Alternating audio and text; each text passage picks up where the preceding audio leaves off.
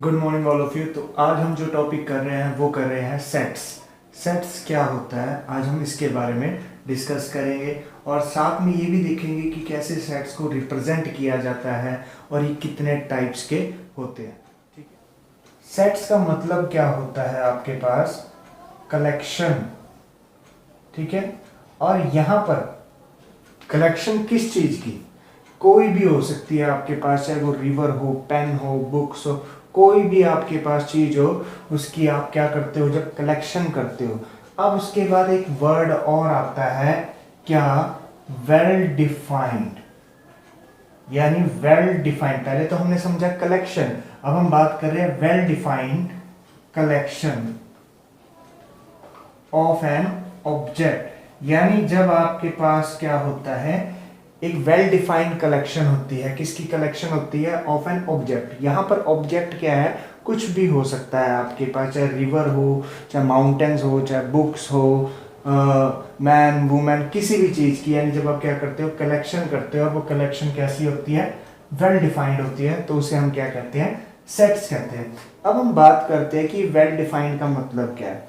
Well defined का मतलब ये है कि जब आप किसी भी चीज़ की कलेक्शन करते हो तो उसमें क्या हो, सबकी सहमति हो, यानी कोई भी ऑब्जेक्शन ना लगाए कि भाई हम इसकी कलेक्शन नहीं कर सकते। जैसे मान लीजिए कि मैं ये कहता हूँ टॉप 3 बैट्समैन। ठीक है, तो अगर मैं टॉप 3 बैट्समैन की कलेक्शन करना चाहूँ तो कैसे कर पाऊंगा? देखो, मेरे अकॉर्डिंग कोई और होगा टॉप 3 बैट्समैन, आपके अकॉर्डिंग कोई और होगा, है ना। तो यहाँ पर कंफ्यूजन क्रिएट होगी, यानी हम इस कलेक्शन पे एग्री नहीं करते, तो ये वेल डिफाइंड नहीं होगी। यानी जब हम क्या करते हैं, सारे के सारे एग्री हो जाते हैं उस चीज पे, ठीक है ना, उस कलेक्शन पे सारे के सारे क्या हो जाते हैं, एग्री हो जाते हैं, तो हम क्या कर सकते हैं, एक कलेक्शन कर सकते हैं और उस कलेक्शन को हम क्या कह देते हैं, सेट्स कह देते हैं। क्लियर हो गया? जैसे मान लीजिए मैं कहता हूं कलेक्शन कीजिए वॉवल्स की, तो आप यहाँ पर ए, ई, आई, ओ, यू, यानी आपने क्या कर दिया, इन सब की कलेक्शन कर दी। अब इसके लिए मैं भी एग्री करता हूं और आप भी एग्री करोगे। क्यों? क्योंकि ये सही है, वॉवल्स यही होते हैं, है ना, इसके अलावा और कुछ नहीं होते। क्लियर है? तो ये होती है आपके पास सेट्स, यानी well defined collection of an object. Clear हो गया?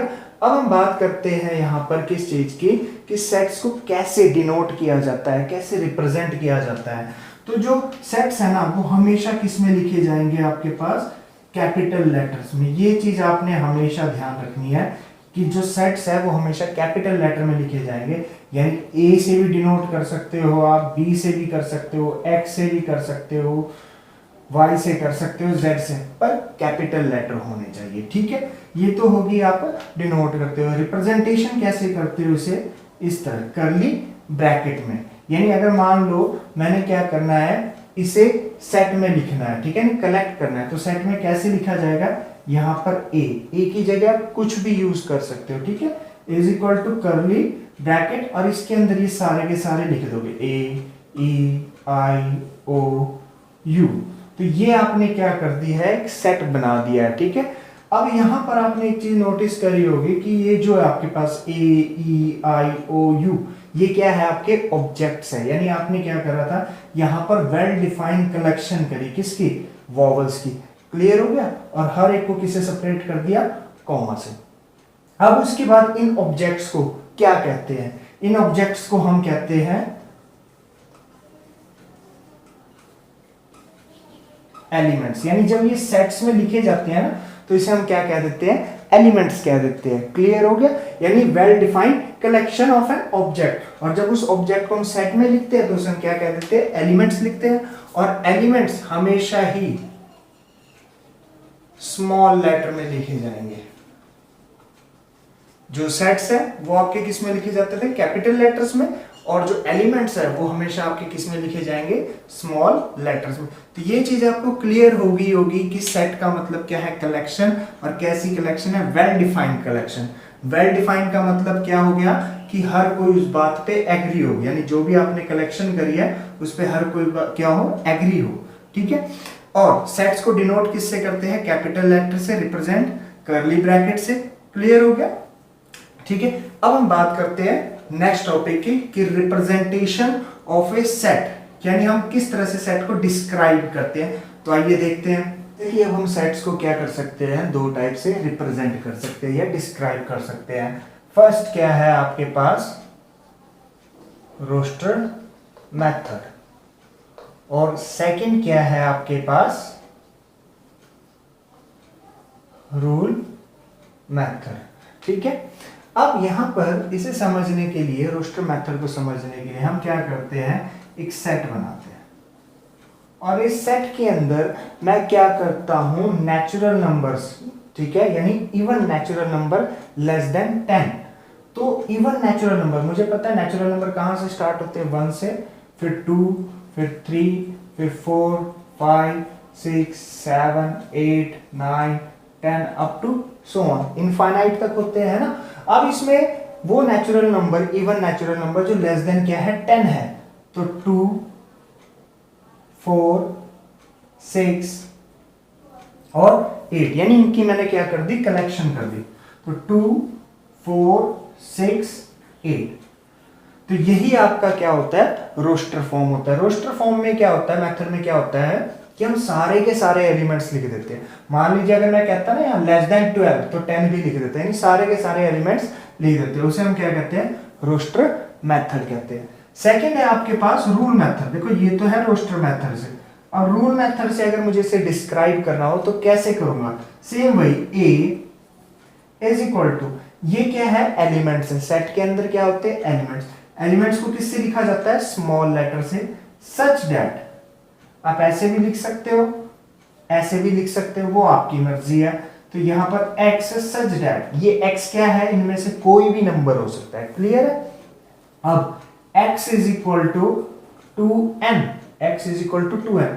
अब यहां पर n क्या है, n belongs to natural number. देखो अगर मैंने 1 पुट करा तो 2 आएगा, 2 पुट करा तो 4 आएगा, 3 पुट करा तो 6 आएगा, 4 पुट करा तो 8, 5 पुट करूंगा तो 10, पर यहां पर सिर्फ कहां तक है, 8 तक है ना।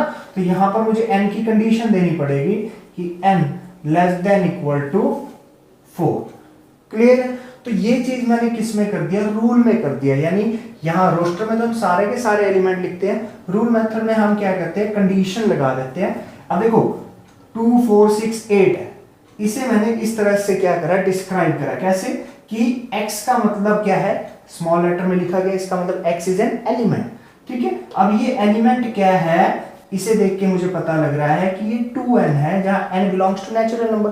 अब n बिलोंग्स करता है नेचुरल नंबर को, तो पता लग गया कि नेचुरल नंबर कहां से स्टार्ट होता है, 1 से। तो 1 पुट करोगे तो क्या आएगा, 2, पहला एलिमेंट आ गया, यानी x इज इक्वल टू 2 हो गया। देखो जब आपने 1 पुट करा 2 आ गया, अब 2 पुट करो 4 आ जाएगा, 3 पुट करो 6 आ जाएगा, 4 पुट करो 8। मैं 5 नहीं पुट कर सकता, क्यों नहीं कर सकता, क्योंकि यहां पर सिर्फ कहां तक है, 8 तक है। तो इसलिए मैंने कंडीशन लगा दी, n less than equal to 4, clear हो गया। तो ये होता है आपके पास रूल मेथड। ठीक है, अब हम बात करेंगे टाइप ऑफ सेट्स की। ठीक है, कि सेट्स कितने टाइप्स के होते हैं, तो देखते हैं। ये है आपके पास टाइप्स ऑफ सेट्स। सबसे पहले आता है नल सेट या वॉइड सेट, यानी एक ऐसा सेट जिसमें कोई भी एलिमेंट नहीं है।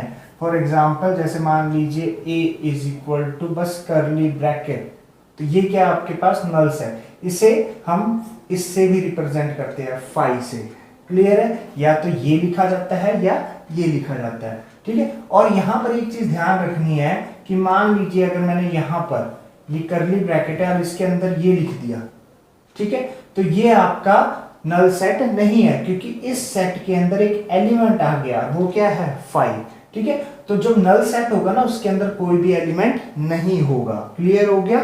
तो ऐसे सेट्स को हम क्या कहते हैं, नल सेट कहते हैं, जिसमें कोई भी एलिमेंट नहीं होता है। उसके बाद सिंगलटन सेट। सिंगलटन सेट क्या होता है, ऐसा सेट जिसमें सिर्फ एक ही एलिमेंट हो, उसे हम क्या कह देते हैं, सिंगलटन सेट कह देते हैं, ठीक है। फाइनाइट सेट, फाइनाइट सेट का मतलब होता है कि जिसमें हम एलिमेंट्स को क्या कर सकते हैं, काउंट कर सकते हैं, उसे हम क्या कह देते हैं, फाइनाइट सेट। तो देखो यहां पर 1 2 3 4 5 कितने एलिमेंट्स हैं, 5 है ना। तो यानी number of element in A is equal to कितना हो गया, 5। तो उसी को हम क्या कहते हैं, कार्डिनल नंबर्स कहते हो फिर सेट, यानी कार्डिनल नंबर का मतलब क्या है कि उस सेट में कितने एलिमेंट्स है, क्लियर। और फाइनाइट सेट का मतलब जिसे हम काउंट कर सकते हैं कि वो कितने एलिमेंट्स है, तो वो हो गया आपका फाइनाइट। इनफाइनाइट सेट जिसमें हम नहीं बता सकते कि उसमें कितने एलिमेंट्स हैं, जैसे मान लीजिए a set of natural number 1 2 3 up to so on, तो ये कहां पर खत्म हो रहे हैं मुझे नहीं पता, इसलिए क्या है इनफाइनाइट सेट है। इक्विवेलेंट सेट, देखो इक्विवेलेंट सेट क्या होता है, a इज इक्वल टू जैसे मान लीजिए 1 2 3 और b इज इक्वल टू है a b c, b एक सेट है, तो number of element in a कितने हैं, 3 है ना, 1 2 3, और number of element in b कितने हैं, 3 a b c।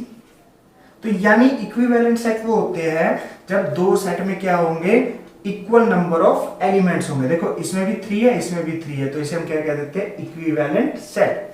फिर इक्वल सेट, इक्वल सेट का मतलब क्या होगा कि सेम नंबर ऑफ एलिमेंट, एक तो होगा सेम एलिमेंट और दूसरा होगा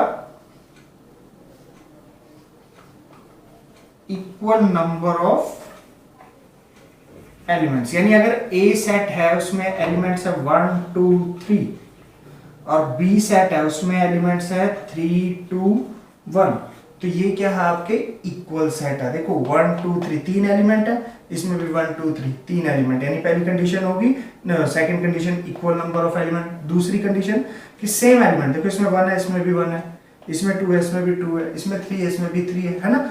तो यहां से अब कईयों के डाउट आ रहा होगा, सर ये तो 3 2 1 लिखा हुआ है, तो आपको पता होना चाहिए कि जो सेट्स होते हैं ना उसमें ऑर्डर का कोई फर्क नहीं पड़ता, आप उसे आगे पीछे लिख सकते हो तब भी वो सेम सेट ही कहलाएगा, ठीक है।